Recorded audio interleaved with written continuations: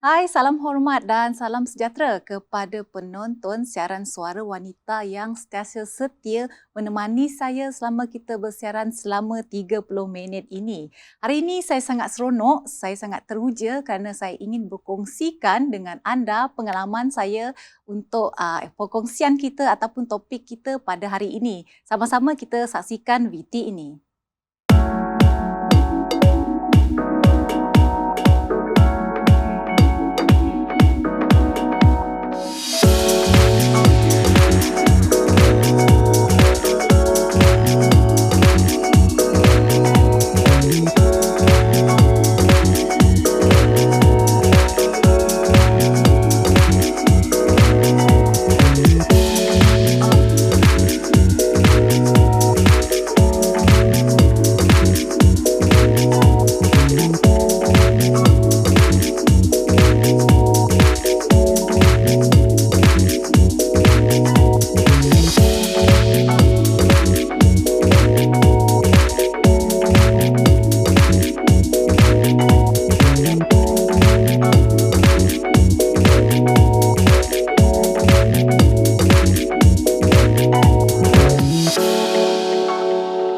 Lihat VT sebentar tadi, saya rasa anda dapat teka atau dapat mengagak apa topik yang kita akan kongsikan bersama anda pada hari ini. Hari ini kita akan kongsikan dengan anda tentang cabaran sebagai seorang doktor haiwan wanita.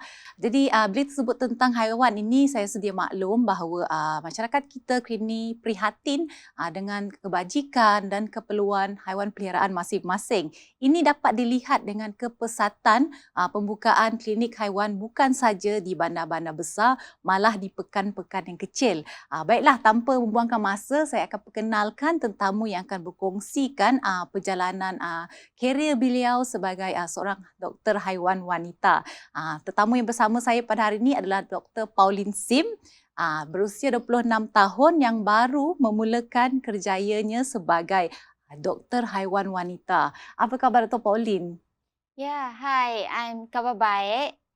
Saya Dr. Pauline yang baru graduate daripada Universiti Malaysia Kelantan. Sudah bekerja di klinik veterina Animal Central selama 4 bulan sudah. Jadi doktor, melalui VT yang kita saksikan tadi, saya dapat rasa bahawa doktor ni mempunyai perasaan yang kasih sayang, perasaan cinta pada haiwan yang mendalam, yang berkelimpahan. Jadi kita nak tahu bagaimana Dr. Pauline boleh terlibat dengan haiwan dan seterusnya menjadi doktor haiwan. Sebenarnya saya memang suka bermain dengan anjing dan kucing sejak saya kecil.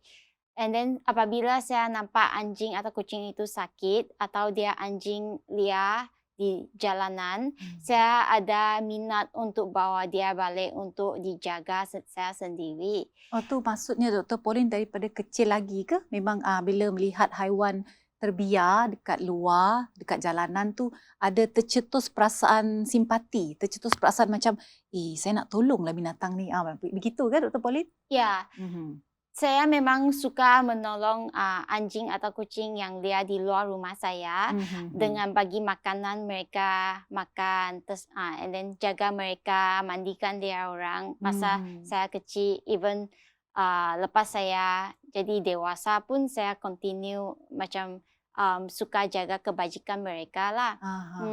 Jadi bagaimana boleh bercita-cita terinspirasi untuk menjadi seorang doktor haiwan? Ya, itu dari yang saya tengok anjing atau kucing jalanan, dia orang sakit tapi tidak ada orang menolong dia orang.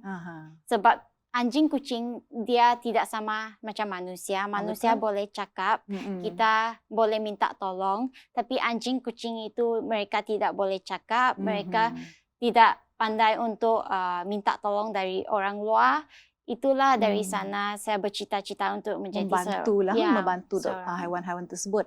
Sebenarnya banyak lagi perkongsian yang Dr. Pauline nak kongsikan bersama dengan kita. Kita tunggu sebentar lagi, kita rehat seketika.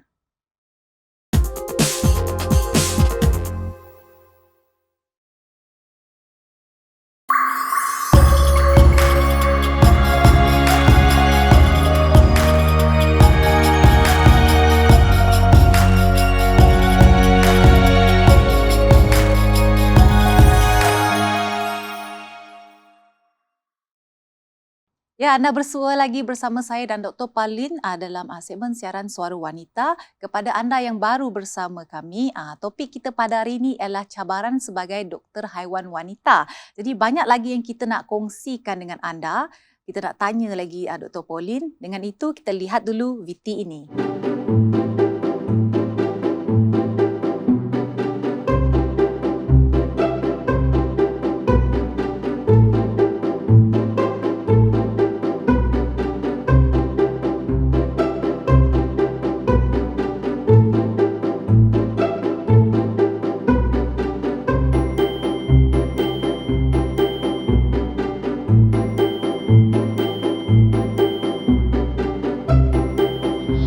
Kulit ya. And then staff saya, nurse ini akan tolong pegang lah.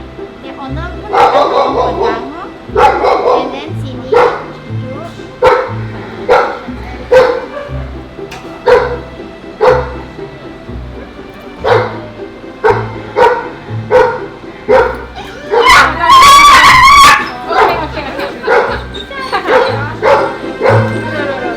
Berdasarkan VT yang kita lihat itu ada berlaku pergelutan di antara Dr. Pauline dengan pesakit ni lah, iaitu seekor anjing. Jadi kalau kita tengok dekat klinik-klinik haiwan, apabila kita membawa haiwan peliharaan kita untuk mendapatkan rawatan di klinik haiwan tersebut, kita dapat tengok bahawa haiwan peliharaan kita itu tiba-tiba pandai jadi jinak, kurang agresif.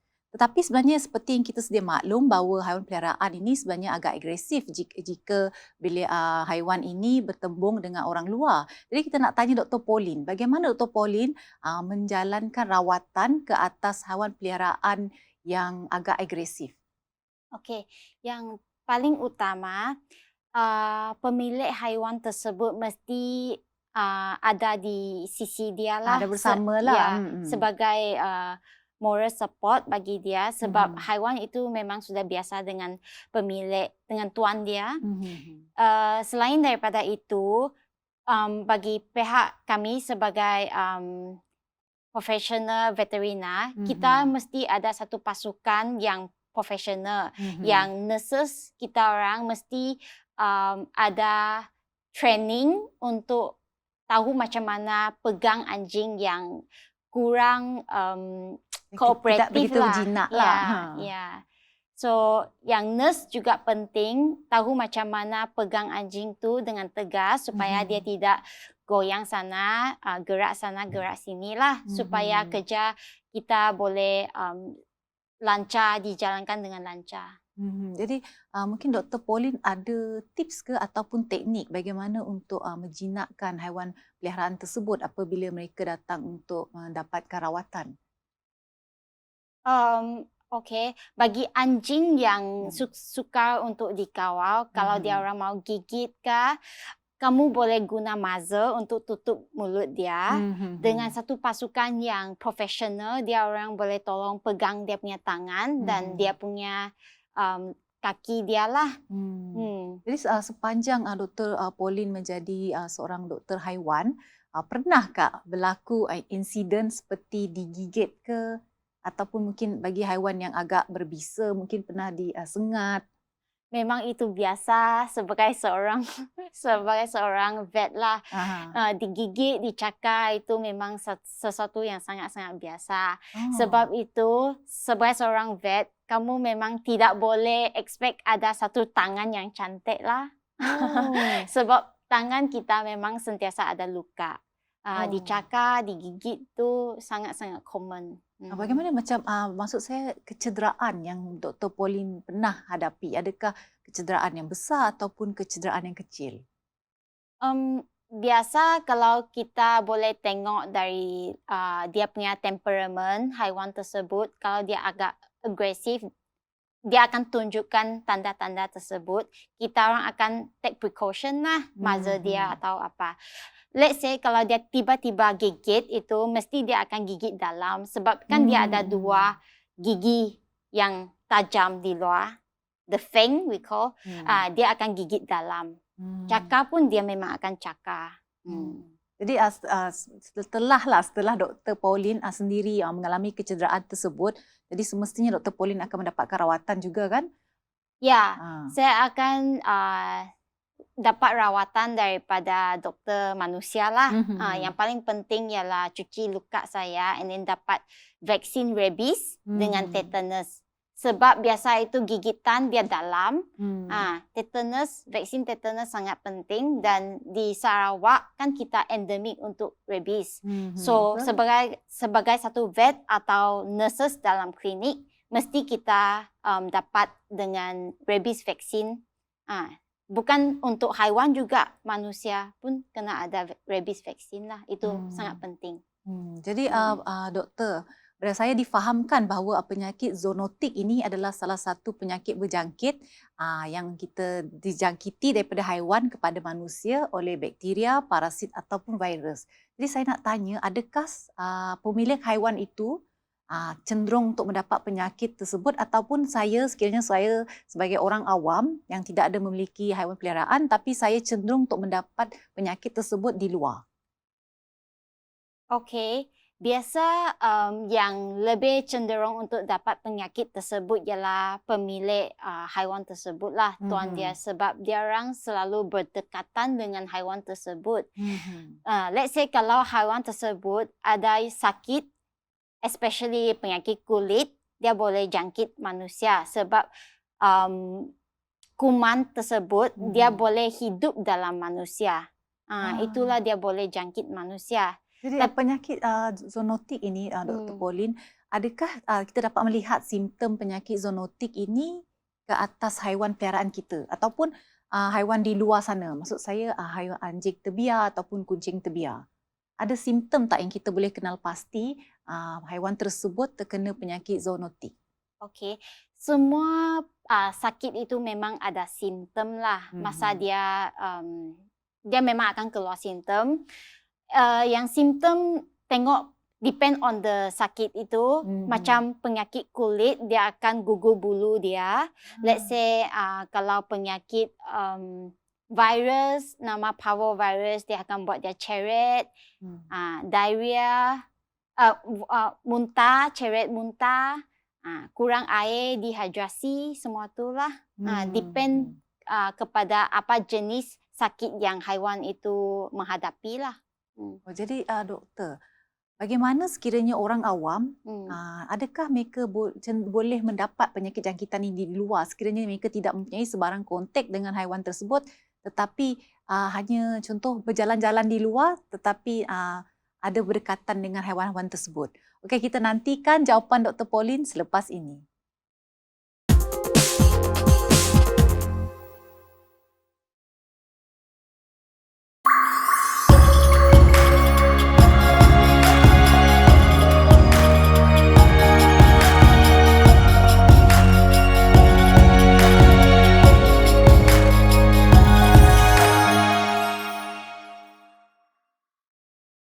Ya, anda masih bersama saya lagi dan Dr. Pauline dalam siaran Suara Wanita. Topik kita hari ini masih lagi cabaran sebagai doktor haiwan wanita.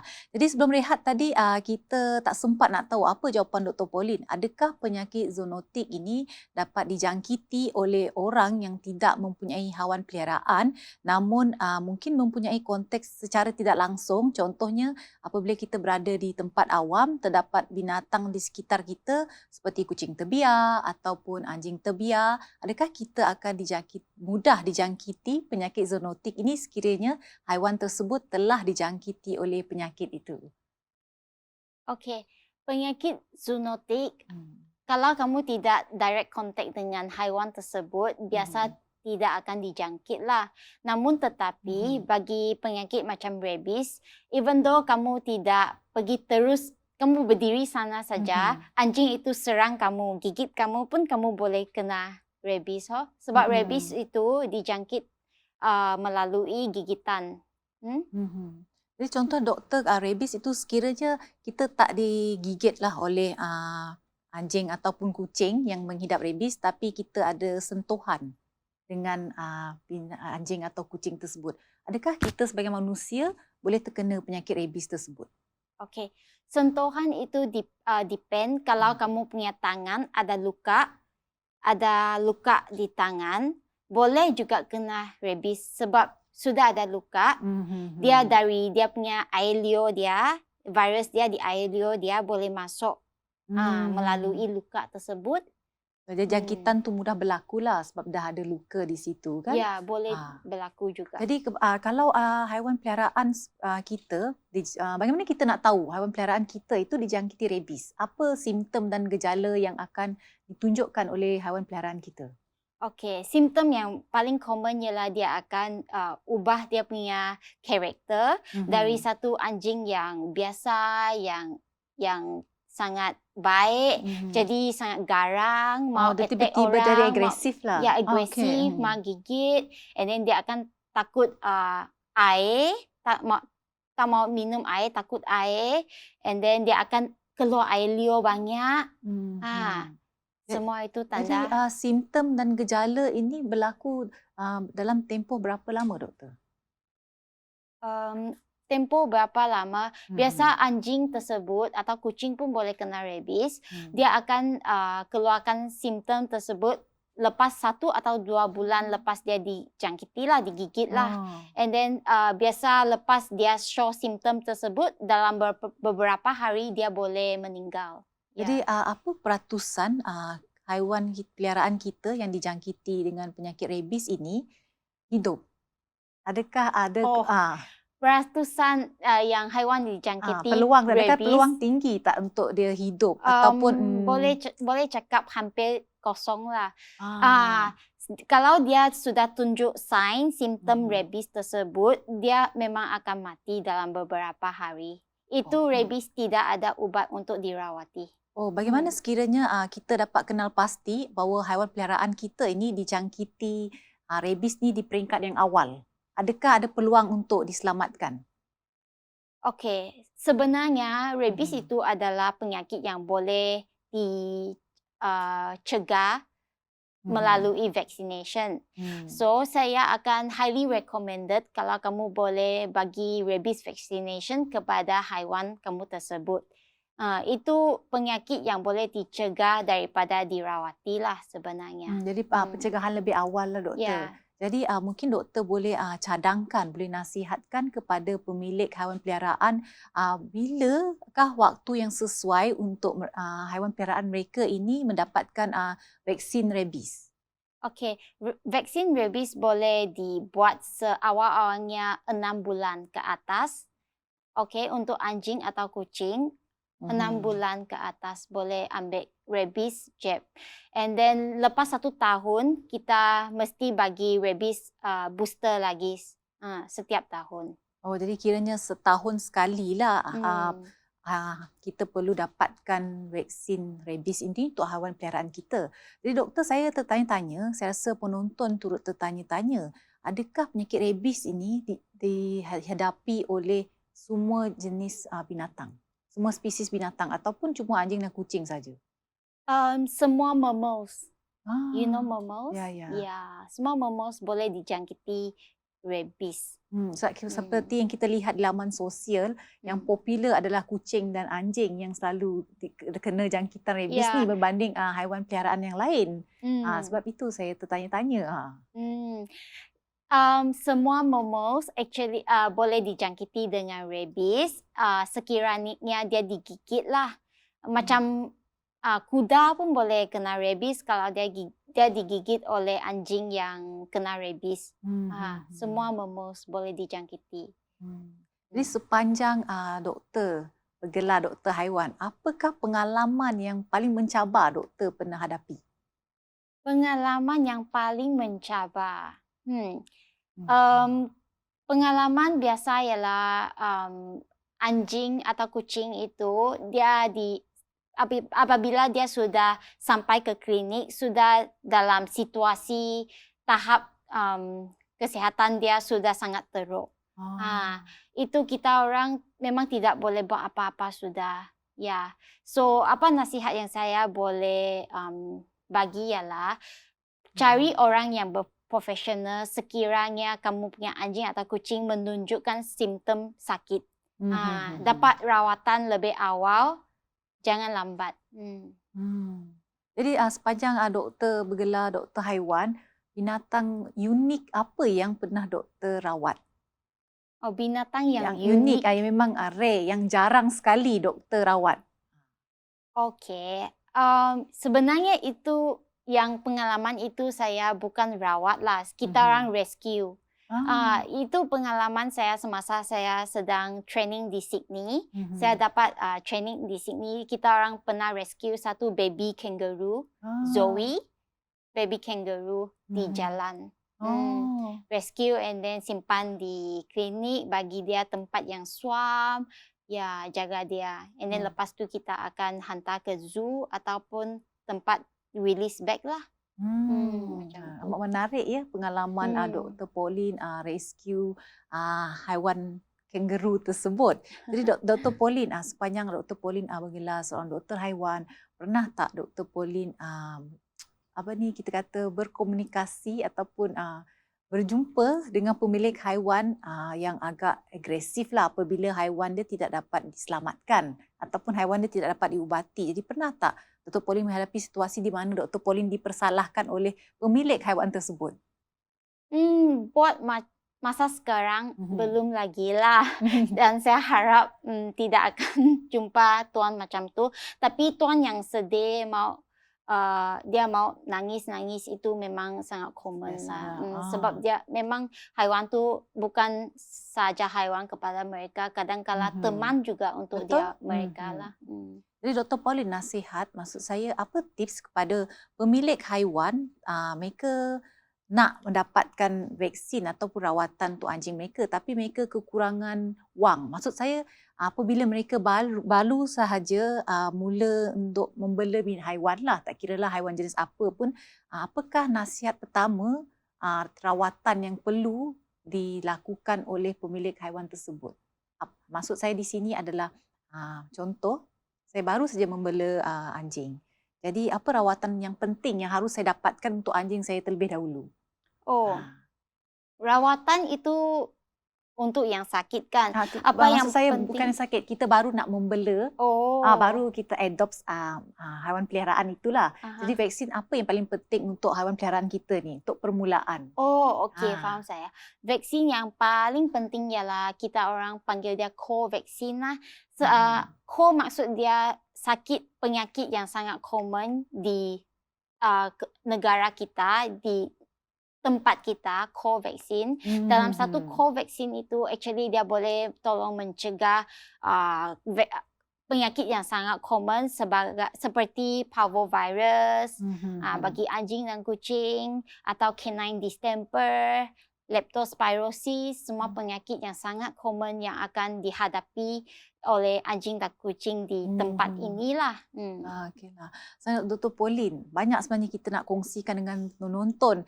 Namun masa sentiasa mencemburui kita. Jadi apa tips atau nasihat Dr. Pauline kepada pemilik-pemilik haiwan peliharaan di luar sana? Terutama sekalinya pencinta-pencinta haiwan di situ.